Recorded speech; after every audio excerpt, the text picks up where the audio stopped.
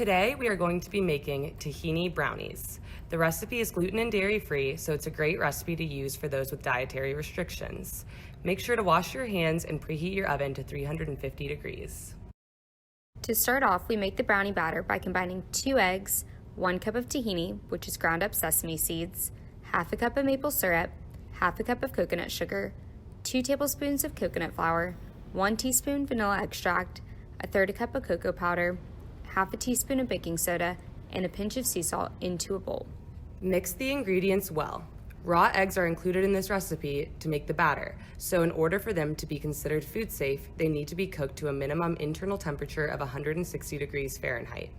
This requirement is met using this recipe because the oven has a temperature of 350 degrees Fahrenheit, so the internal temperature of 160 degrees is met within the brownies. If you notice any tahini clumps, mash them with a fork to create a smooth consistency.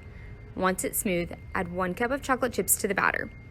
Caramelization from the coconut sugar and the sugar in the chocolate baking in the brownie mixture will cause the finished product to taste sweeter and have a chewier texture than if the sugar hadn't been added. Gently combine the chocolate chips into the batter and then pour into a glass baking dish.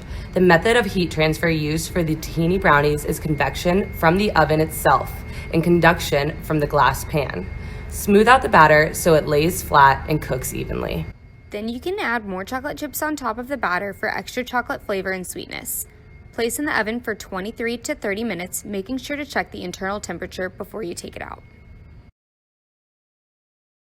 For the frosting, add a 1/4 cup of cocoa powder, a 1/2 cup of chocolate chips, and a 1/3 cup of your milk of choice into a microwave-safe bowl, and mix them together with a fork. Then place this in the microwave for 30 seconds to melt the chocolate.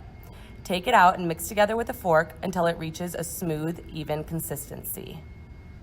Once the brownies are done baking in the oven, take them out and place them in the refrigerator to cool down for at least 2 hours, but if you're busy, you can leave them cooling for up to 24. After the brownies are finished cooling, take them out of the refrigerator and put the icing on top in an even motion.